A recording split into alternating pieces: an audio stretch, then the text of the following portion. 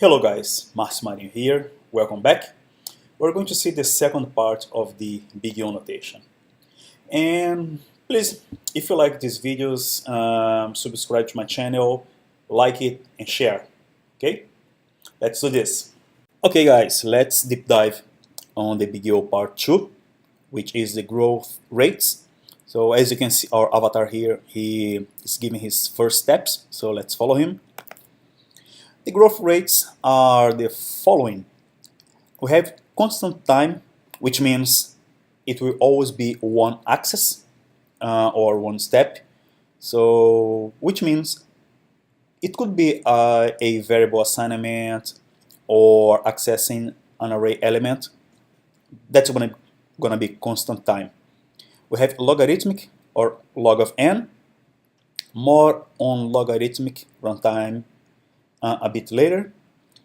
We have linear time, which is the same as your input size. So if your input size is 10, that's going to be 10. If it's 100, that's going to be 100, and so on. After that, we have linear arithmetic, which is n log n, or n times log of n. As you can see, from constant up to linear arithmetic, things are very scalable, so things work pretty well, as you can see on my thumbs up. After that, we have a quadratic time. So here is where things get really slow.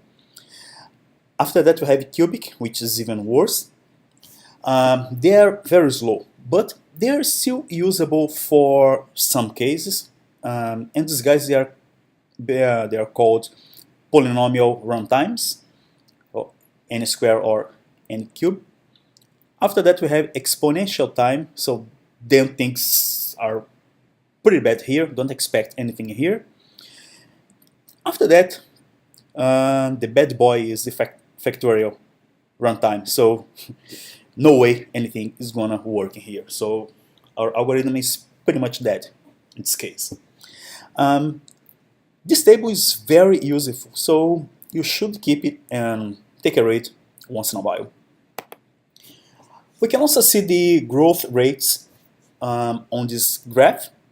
So you can see O of 1 as this green here, O log n, this other green, O of n, this yellow part here, O n log n here as well. So as you can see, as the input size grows, this is the x-axis.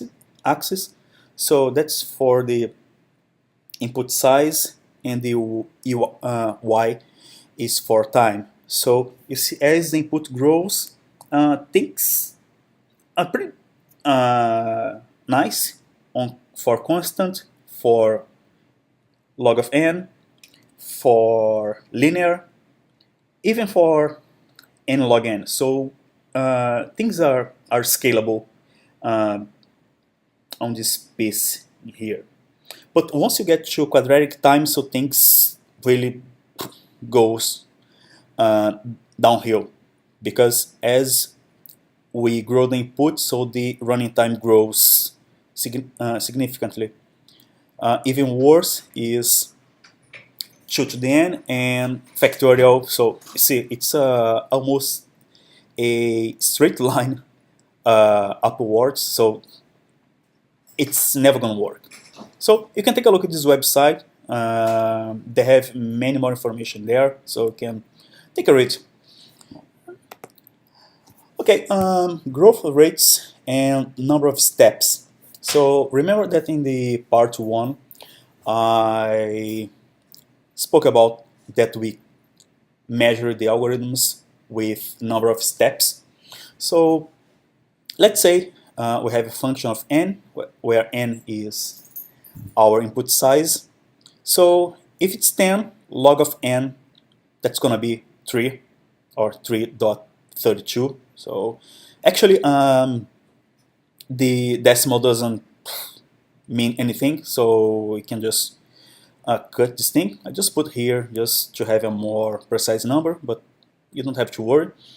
So n log n is n times log of n, so 33.2 n square, so that's gonna be 100. So see, our original input is 10, and n square, that's gonna be 100. So that's how many steps we have to go through to process 10 elements. Exponential, so that's even worse. That's gonna be 1024 steps. Factorial, that's gonna be 3,628,800 steps. So that's why things up to linear arithmetic, they are very scalable, and after that things really go really badly.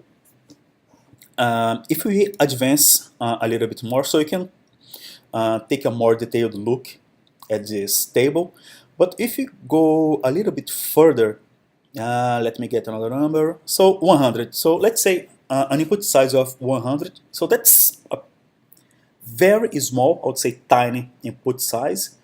For log of n, so 6.64, n log n 664, so that's n times log of n, that's pretty small. N square, that's 10,000, so that's a huge difference from 100 to 10,000. 2 to the n, so that's a huge number that my cell could not hold. And factorial, that goes to infinity, so that's a humongous number, so that went to infinity. And we can keep going on and on and on, so you can see just 1000 where it goes, so it simply blows up here in the factorial. 10,000, so it tends to infinity on 2 to the n, and there we go. So things get pretty bad on n squared upwards. So let's talk about the growth rates if we count them as 1 nanosecond per operation. Remember that my previous slide I showed you guys the IPS and the processor, all that crazy calculations.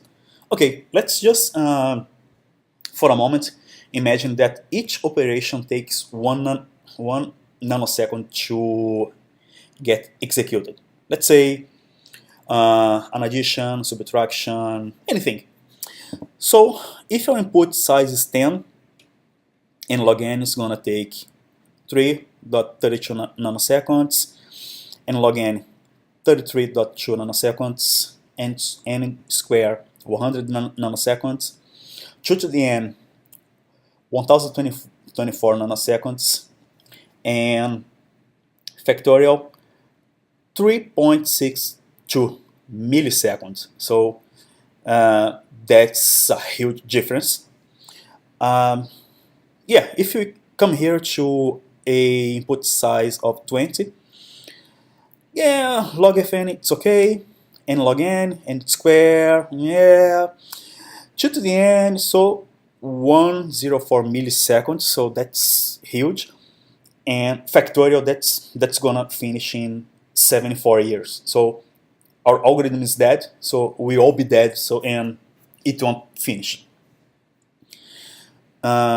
It gets even worse if we increase the input size a little bit, let's say to 30. Then n log n, that's fine, and to square, that's fine. To the n, then things gets pretty bad here. So this is 1 second, and factorial, that ends in, well, many centuries in the future. So our algorithm is dead, so nothing will work here. So that's how we measure the function growth as actually how we measure how a function performs as we grow the input size. As you can see on this table, things get pretty bad from n squared up to n factorial. So at some point, even 2 to the n gets dead. If we went a little bit further and increased the input size here, we would see that at some point in time, the n to n squared, so it would possibly be dead as well. So this is also another nice table to have, just to keep in mind these comparisons. Okay, let's talk about a little bit of math. So we've seen here how we measure things.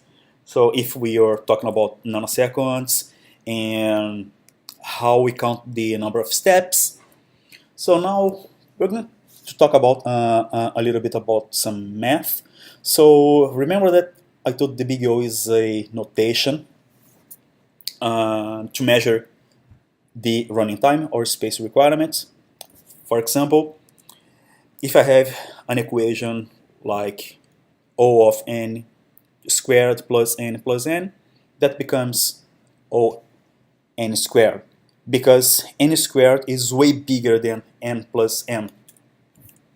As you can see here, n plus m is 20, and n squared is 100. So 100 is way bigger than 20. That's it. So yeah, I did the same calculation here. Is if n is 300, so n squared is 9,000. So 600 will make no difference at all. Same thing if we have on plus log of n. This is plus, it's not times. So it will become O of n, because n is way bigger than the log of n. Same thing here, if we have 3 times 3 to the, if you have 3 times 3 to the n plus 1000n to 130, so 3 to the n is way bigger than all the other terms. So we simply simplify that equation, just picking the dominant term. And folks, that's it. That's the end of part 2 of analysis of the BigO. So I see you guys on the part 3, analysis of algorithms. See you soon.